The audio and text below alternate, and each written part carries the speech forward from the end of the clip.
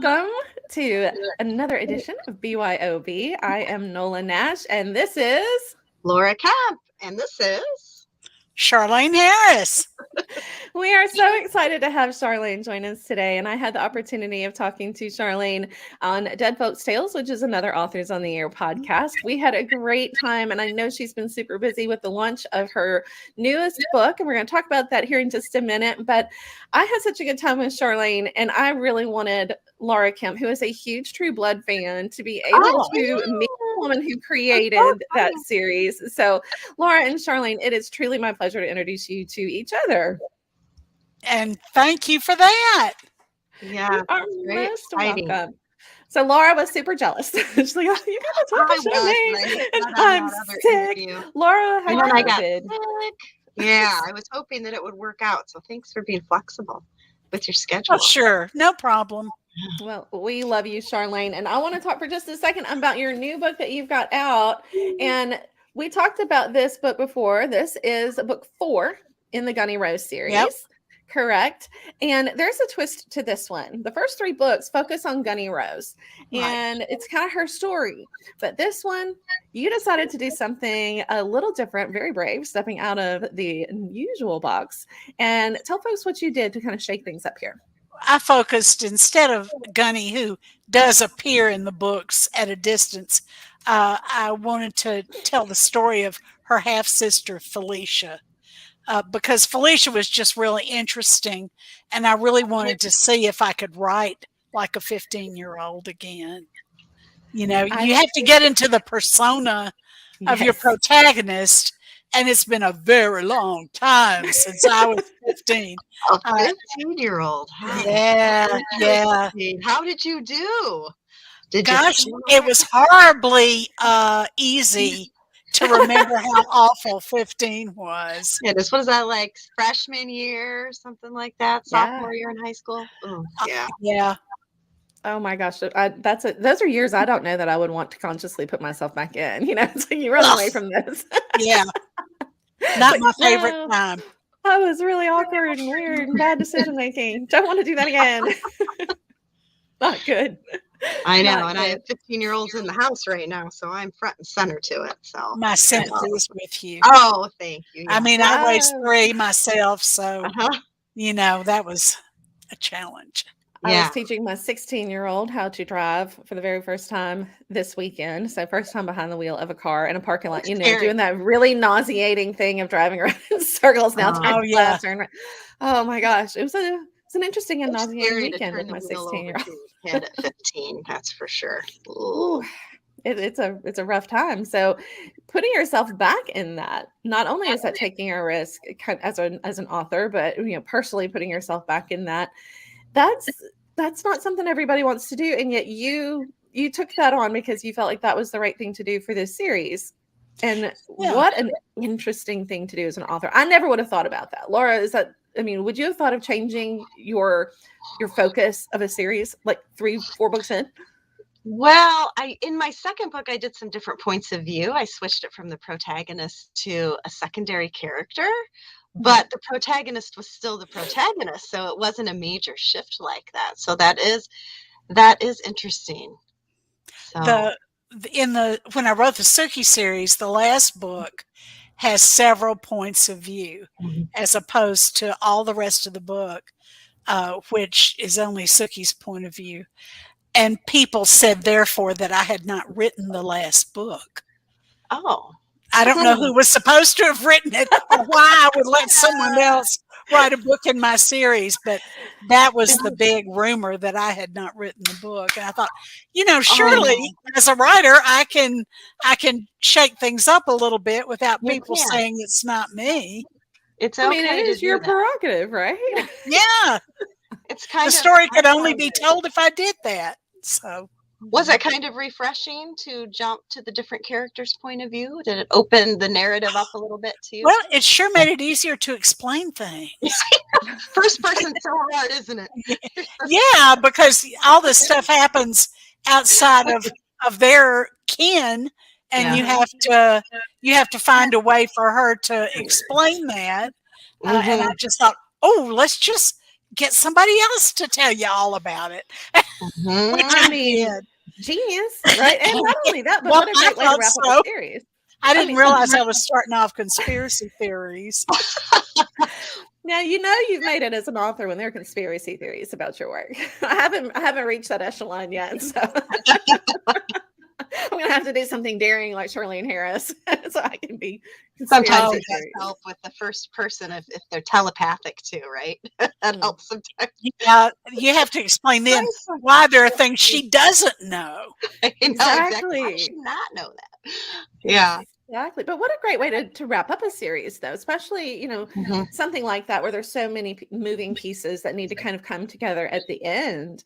Rather than saying that you didn't write that, I would have said, what an excellent way for that author to It bring is a great way to end it. If only people had said that instead of saying, I hope you die and I burned your book. And I thought, well, as long as you paid for the book first, okay.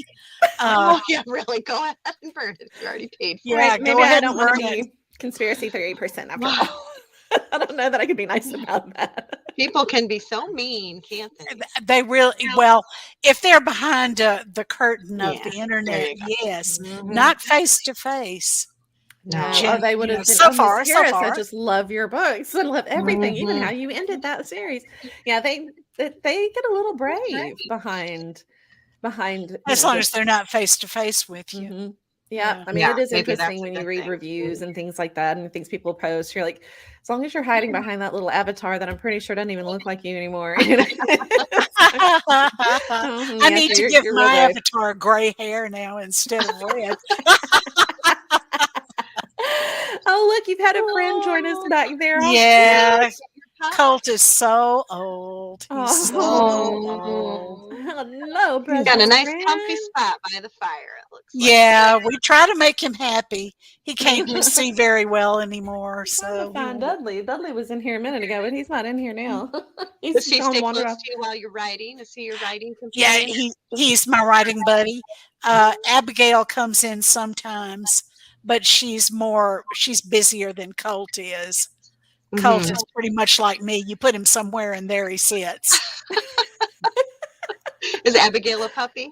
Or just No, a younger dog? but she's younger than Colt. But I mean, Dirt is younger than Colt. He's pretty old. He's like, Mama, you're Oh my God. talking about me. Here, Mama. Hurt. Poor Colt. Bless your heart, little friend. Yeah, we think he's 14, Oh my goodness. which is a pretty good age for a dog. Yeah, Yes. getting up there, but what a loyal writing companion. You gotta love that. I think He so many is. authors have their writing buddy. We all have furry writing buddies that, they bring us a sense of calm and, if they can stay put, so can we, kind of a thing. Yeah. Mine just stand at the door and want out constantly as soon as I start writing. Well, see, we got a pet door. And he's Because I just couldn't need one of keep- those. Oh yeah, it really changed my life, Laura. I can tell you, getting the pet door. But that's the flap flap noise you hear from time Well, to and I think I have a golden retriever, so I think he wants me out with him. Like, it's not okay to just go out. He wants me with him, playing with him, adoring him. So when he goes out, Adoring I him. think he'll just look at me and want back in. And then, come on, Mom. So I don't know. Is mine a writing companion or is he a writing foil? I don't know. He's my Well, foil. you're supposed to get up and down at least twice an hour, so There he's we go. a health benefit. That's true. There He's he is. keeping away from deep vein thrombosis. Yes. Well, I always hear about how the dogs kind of curl up at your feet and just lay there, and I'm like, oh, I wish. It's like he sees me come down the steps, and he comes down, and then he's huge, and he has this paw, and he hits the window, and he wants out and in and out and in, and I have to lock him out. So he's not around right now, thank goodness. But anyway, I digress. Dudley likes to fall asleep, but he'll scoot and he'll rearrange and scoot and rearrange. Like if I'm sitting on the couch writing, if I'm sitting at my desk or somewhere, he's a little bit better. But he'll scoot and scoot and scoot until his rear end is like between me and the keyboard, and then it's like I don't know how to type over your butt. You're And not so- supposed to write. You're just I'm supposed not supposed to write at that point. If you give up, you bail out. That's all you can do. But at least he's not as bad as when he's with my mom and she's trying to do something. She has an iPad, but she's got the keyboard and everything, the Pro or whatever it is. And he'll come up he'll try to sit on her keyboard and she'll shoo him away. And then he goes around to the other side of her screen and she'll see just his little claws come over and this one paw starts to ease the iPad close. He's like, not today, Eddie. Not today. He just We should decides write a when book we're about done. that, shouldn't we? Our animal friends. I think Charlaine, there you're should be a whole thing about authors and their fuzzy buddies. Charlaine, you're so prolific too. I was reading. What book number is this for you? Is this 40? Oh, it's in the 40s. But I'm old. So if you just write one book a year, if you get old, you're going to have a lot of books. One book a year, though, that's a lot. Yeah, Like I don't know. I have a that. hard time getting one down in that amount of time. I mean, I the do last one I too. wrote, I did in about 6 to 8 months, but that was a huge difference for me. I mean, I write a lot. I have several books out, but at the same time, I don't know that I could really stay on that grind. I'm impressed that anybody Do can do you that. write one book a year? Is that kind of your schedule for yourself? Well, for a while, I wrote 2 books a year Oh, for about 4 years. And then I thought, am I having fun? No, I am not having fun. So now I write about 1 book and 1 short story a year. I love that. And then the short stories, again, something I'm not good at. I know my place. I'm not good at short stories. 2 of my good friends are award-winning short story writers. So, that raises the bar. And you're thinking, can I ever write a short story as good as they do? And the answer so far is no, but I'm still trying. There's something satisfying about short stories, I think, because I've written some short stories too, where it's all just so condensed. Yeah. It doesn't just, you can just finish the darn thing, Yeah. It's satisfying. Well, yeah. If you know what you're doing, it's hard to write a short story. I loved to teach short stories though. When I was in the classroom, I'm not working with students anymore. I work with teachers now, but when I was teaching English, I loved the short stories that we would do. I did basically a whole quarter on short stories, but I was pulling classics. And so, that really raises the bar. It's like, I cannot do O. Henry. I'm not that funny. I'm not that witty. I'm not, that ironic. I can't do O. Henry. Yeah. And then we taught Poe. Like, oh my gosh, this is the master. I loved Edgar Allan Poe.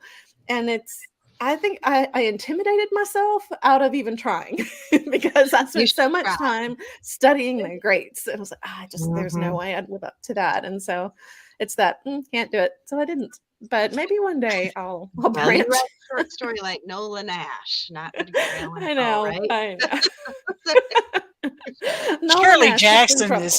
Shirley Jackson is the best short story writer I know. Oh, yeah. Just masterpieces. It's finding that moment. I always feel like, that's really something that short story authors do really well is they find that moment. I mean, with a novel, it's more of like that epic journey. I mean, it's this big thing that you're coming, into, but kind of like poetry, short story is finding that moment and focusing on that, as opposed to kind of the extraneous around and the build up. It's diving into that. And I think that's what makes them so much fun to read, is that you're just, all of a sudden you're in that moment and, it just kind of grabbed you and pulled you in if it's done well. And I think that's the part that I miss and I'm not real great at yet. It's finding the moment, first of all. And then, not feeling like I need to build up to it is understanding how to write around that moment where you don't need that subtext, that that subplot and everything else going on around it. I'm not great at that. How do you distill? I mean, coming from novels, how do you distill down to a short story when you've got 40 some odd novels under your belt? Whiplash, yeah. You have to get the action moment, the moment of discovery. You do have to get that moment and then build a story around that moment. Is it tempting though? I mean, have you had to like weed one way down? Like all of a sudden you realize you're 30 pages in and this isn't a short story anymore. No, I'm really a brief writer. Even my novels, I think, should be about quick. They should be 25 pages longer, but honestly, I say what I have to say and then I quit pretty much. I like that. I like that strategy. I say what have I you have to say. Have you ever tried writing like flash fiction even or microfiction? No, I never have. I've written graphic novels, but I haven't ever written any of the newer forms of fiction and that seems quite challenging to me. Boy, I've tried and it's tough. I've entered some kind because I'm just challenged by it. It's such a challenge. I think, wouldn't it be? Because you have the moment and then it's almost like you just have a snapshot when you have like microfiction. So it's kind of flash fun. fiction, like 500 words. Yeah. Is that about it? And I think microfiction is even shorter. I think it's closer to 250 words. You know, it's a challenge. So, That's almost poetry. Yeah. You know, it's pulling it down to poetry. That really intense micro moment. You know, we're talking about finding that action moment and then coming down to something even tighter. Gosh, I really am in awe of people who can do that. I'm in awe of poets. Oh, me too. I cannot write poetry. I am in awe of people who can write those really short fictions. You think, you know, the misconception is the fewer words, the easier it is to write. Kind of like children's books. It's 32 pages. I mean, you know, but oh my gosh. You can't hide anything in a short story. No. You can't hide the holes or the inconsistencies. It's so glaring. The mechanics of how the story progresses. Yeah, it's all on display in a short story, I think, more so than a novel. And getting your reader to buy into your characters. I mean, as much as we spend a novel developing these characters, with all the, you know, the changes that they go through, and just because of all the things that are going on with them, you've got to really, really funnel that down into just a few words, but you still have that responsibility as an author to get your readers invested in those characters, because otherwise that moment is wasted on that reader, and you don't want that to happen. And to me, that seems like one of the biggest challenges of all is getting that character developed in that very short format. Do you consider yourself, I mean, you probably, of the two types of stories, you prefer novels, I assume? You don't consider yourself? Novels are way easier than short stories. They really are. I do want to be a better short story writer. I'm writing a short story now, and it's just taken me forever. I'm just so slow. I had COVID twice, and it really fogged me up. So writing is such a slow process for me now. I'm lucky I can do it again, though. That's true. Yeah. That is true. Now, Charlaine, as this book has launched, this is The Serpent in Heaven. Once again, we got to show this gorgeous book. First of all, the cover is super cool. Color. It is. The cover is great. Ooh. I mean, you don't see books this color. I mean, I know it's maybe not showing up as bright on the video, but this is a gorgeous color. I mean, it is this beautiful green. It's almost a mint green, but it's not a mint green. I don't even know what color this is, but it's gorgeous. It is. We worked really hard on getting the right look for those books. It took us a couple of covers, and then I think we've gotten there now. Did you get to have say in the cover? Were you involved? You betcha. You betcha. Age has its prerogatives. Age and superstardom has its prerogative a little bit. Let's get real here, Charlaine. Some of it has to do with your Charlaine Harris. Let's be real. You know, I'll pull that string if I have to. When it comes to think that maybe you're famous, do you ever have that moment where you stop and think, I'm kind of famous? Yeah, every now and then, but you know, mostly I just live here with my husband, and I live a pretty quiet life, and I just don't think of myself till I have to put on my Charlaine Harris hat to do interviews or to do a signing or to work on something with my agent, who is the same agent I've had my whole writing career. What a great relationship you must have by this time. We do. I mean, we have a great gone through all of that. I trust him absolutely.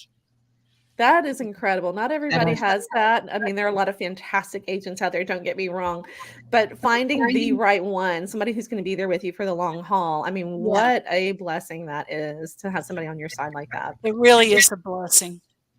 That is amazing. Well, Charlaine, speaking of your agent and you and all the, putting on your Charlaine Harris hat, you've been really busy since the last time that I talked to you. I know that you got to talk to some other friends of mine. You got to talk to Jennifer and Allison over on Vox Vomitus, and those are lovely ladies. They're always fun to hang out with them. I've gotten to be a guest on their show as well, and they are super fun. But what other things have you been able to do kind of getting this book out?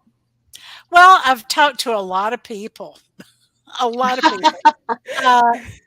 I didn't travel for this book at all. That was my own inclination. And it was also the way my publisher felt.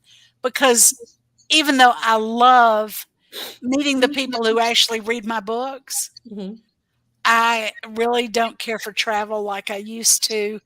And honestly, I feel like if you don't know who I am by now, how dare you, right? Well, no, it's just like, what's the point? I've been around 40 years. And it all keeps coming back to that, doesn't if it hadn't soaked into you by now. Well, I agree. I think everybody should know who you are by now. And this, this kind of thing should be plenty for them. If they don't know who you are, somebody go back to HBO, turn on True Blood for a while, and then go pick up all the books. You're going to go, oh, yeah. Nope, got to read those. Well, that's Charlaine, you and I talked about that. I mean, we talked about your experience with True Blood and the fact that what was interesting to me, and I told Laura a little bit of this, and I guess, kind of since she's the fan, I want to give her a few moments of True Blood too. And you told me something interesting about that, in that you really didn't have a whole lot of control over the series. You pretty much signed over the characters, and and from then on, you kind of had to sit back and what was that like to do that? It was a learning curve. Now that I've had 3 series, I'm used to it, and I don't expect more. But with True Blood, I really didn't know what to expect. And some of what I found out was wonderful, and some of it, of course, was, not as great. But you have to go through that learning process until you understand what could happen and what definitely will not happen. And then you go into it with your eyes open. Have the progressive series, have you had more control over the progressive series that you've signed, or is it all the same? It's all the same. Okay. You sign over the rights to the characters, and from then on, the producers of that series have the rights to those characters. Oh, so like when we watch, it's like my baby. That's the way it works. You have to hand over your baby to other people to take care of and dress and change and all that stuff. And it's kind of wrenching, but it's also exciting to see what it looks through their eyes. It's always interesting to see what comes out. And most of all, it almost always increases the sales of your books, which is the big thing. Yes, that is true. And then, if you think about it, so many times you go, if you think about a book series becoming a TV series or something like that, then it is interesting to go back and read the books to see where they're different. I think as a reader, for me, it doesn't diminish the books by having them made into a series where they've done something different. If anything, it makes me want to kind of go dig in and say, okay, so what did the author really do with this? You're not reading, it's not like reading the same book twice, I guess. It is so different. The book and the series are 2 completely different things.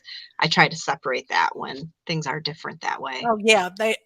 For one thing, you always see the characters in your head as a particular way, and then when you see them on the screen, they look different, and that throws a writer off a lot at first. So in True Blood with cast, were you like, oh my gosh? I was going, oh okay, all right.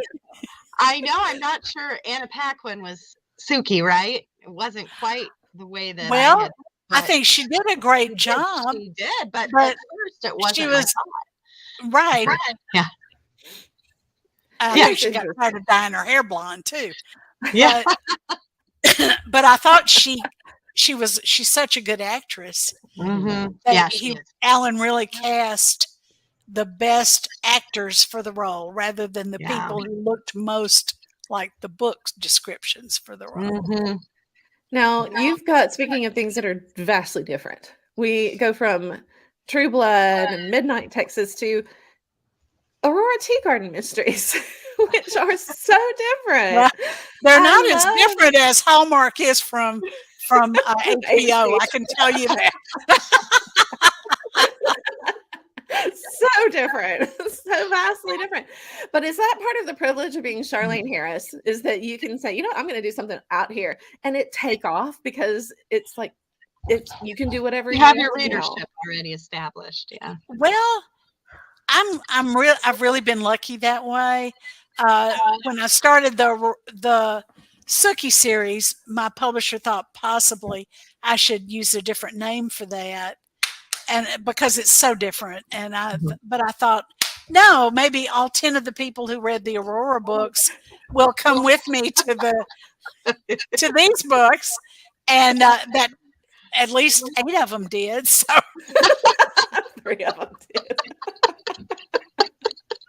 We have to have a sense of humor, don't we, as writers? You oh, we have to. We have to. It's a pretty bizarre job, isn't it? It is. It is. It's so weird. I mean, we basically invent people and tell them what to say and do. It's like playing dolls all day, really, in a lot of ways. It really is.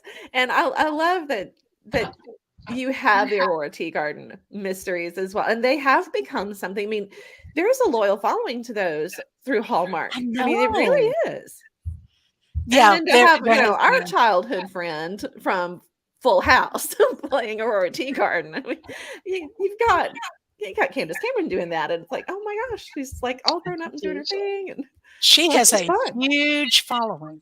She does. Yeah, huge following. She has a niche for sure, and she is great as Aurora Teagarden too. I mean, she really does a good job. It's kind of like, again, you don't know who was in your head when you said, okay, this is going to get to be cast, if that was somebody that you'd even considered. But it is interesting to watch them become that character and kind of take hold of that series. It was, and I've got to say, the producer and director of the movies is just the greatest guy. Oh, that's nice. I was always welcome to come to the set if I wanted to. My husband and I were in one of the movies, and were you? Yeah, we were. We were at a meeting of the True Blood, but the Real Murders Club. How fun was that? It was fun. My husband would never be in True Blood, though. I was in there twice, and all my kids were in there too. Oh, that's neat. All right, so now we've got to all watch it all over again, and we're going to go back, and we're going to start finding the Easter eggs and when Charlotte and her kids were in True Blood. My daughter-in-law was 8 months pregnant when she was in it, so they put her at a high bar table. Oh, so her stomach wasn't visible, and I thought, well, good, thank you, because why would she be at a bar when she's like, right? That is going on. No bueno. What is that? The Sweet Home Alabama line? You're in a bar with a baby, or you have a baby in a bar. Baby in a bar. Oh, you got a baby in a bar. Yeah, I had a friend who actually did that. She had a baby, and she directed a show, and we went out afterwards to a bar, to the cast party, and she just put the baby seat right on the bar table, and everybody said, "You have a baby at the bar," and it must have been from that movie. That's one of my favorite lines from that whole show. It does happen sometimes. Babies end up in bars. Baby, bar. Oh, look at your little friends. You've got your company back there again. Yeah, he's back. He's back.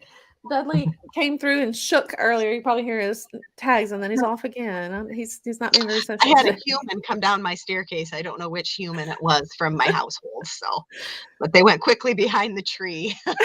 I think we all have other humans living in our houses. Exactly. That's really okay. Occasionally they show themselves. So yeah.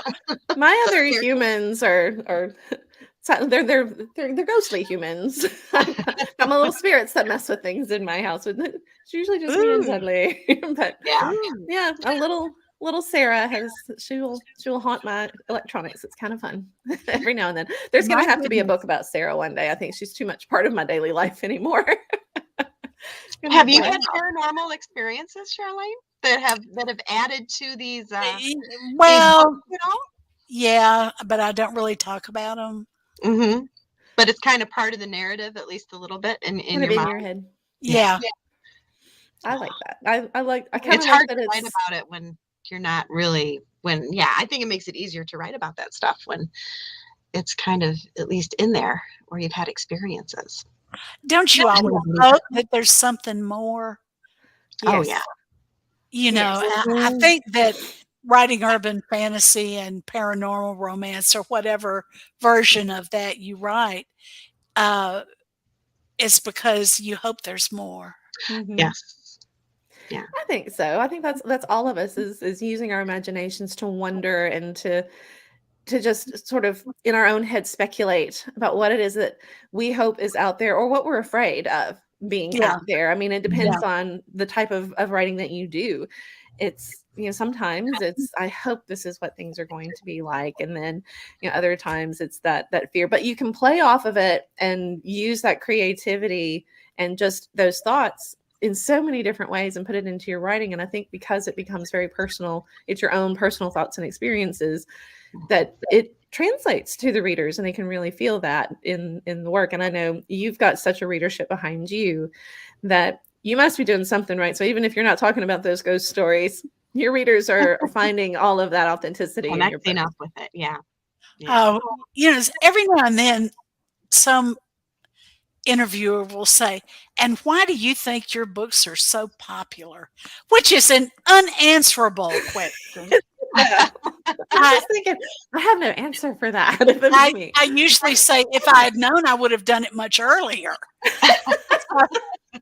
I would have had such a long career of poor sales before I finally started selling. But and then again, the writer's ego wants to say, because I am a damn good writer. And then something inside you says, don't tempt God with hubris. And you just think, well, I stuck with it and I worked hard and I write what I would like to read. So it's a great message for aspiring writers to not give up, because it doesn't happen overnight, does it? It takes a lot of time. Work. Hard work. It does. It is hard work. And anybody that else, lots of people will say, oh, you just got lucky. You just got lucky. And no, it's usually a lot of hard work. I think you make a lot of hard work. Yeah. Yeah. You do make your own luck in many, many ways. And I think it's being open to the opportunities that are put in front of you. That is correct. And persevering. Mm-hmm. You'll never if it means signing over your characters. That's right. And you have to start by actually writing. Put the words on the paper. Put them on the paper. That's the hardest challenge, I think, as a writer, is to actually sit down and write. And thank God a lot of people don't. Because think how many writers there would be out there. Looks like there's a lot of us anyway sometimes, doesn't it? There'd be more. It sure does. It sure does. It does. But I have learned from people like you and getting the chance to talk to people like you, Charlaine, that even in that sea of authors, there are so many who are so kind and so supportive and so willing to share their stories and their challenges and what works for them and what doesn't work for them, that even with so many in that pool already, it is just such a supportive place to be. It really is. I agree. And I am so grateful to you for sharing your story, your laughs, your humility, and your honesty are just so refreshing. Ooh, refreshing. Same word. Me and Laura. Boy, I don't know where to look when you say that, but thank you. I appreciate that. It is refreshing to meet somebody really so down to earth and real and authentic. Oh, that's what having kids does for you. It really keeps you down to earth and real. Don't they have the best way of putting you back in your place just when you think you are somebody? They do. When they were little, they couldn't believe that people would pay me to talk. They're like, I'll pay you to shut up. Exactly. Okay. And my oldest son told his teacher that I was a house cleaner because he never saw me write, but he did see me clean house. I thought I would have to be a lot better one to be a professional at it. That's so That's funny. funny. Never saw you right, so you must just clean the house. And this other thing that she does occasionally. Yeah. When she's not This- cleaning. Exactly. This other thing that has made her a household name. And we are so grateful for the time that you have shared with us today. And I know we have kept you a little over the time that I told you that we would do, but you were just so much fun to talk to. Oh, well, thank you. And Yeah, it it's is been wonderful. truly a joy and a pleasure to have you on the show. And Laura, I'm so glad you got to meet Charlaine. So nice to meet you, Charlaine. Well, it was lovely to meet you, Laura, and to talk to you again, Nola. Well, thank you so much. Now, Charlaine, tell the folks where they can find your books and just you on social media, anywhere that they can connect with you. Okay. They can find my books, I hope, anywhere. And it's just www.charlaineharris.com for my website, and it's getting an overhaul. It should be much more user-friendly after the overhaul, but you can always see what I've read and enjoyed on my website. There's a feature called Book and Blog, and if you just go to that, you can see books I've read and enjoyed for the past several years. Oh, that's if, nice. if you want help with your reading list, because no one reads just one book a year. I That's love right. to talk about writers I've enjoyed.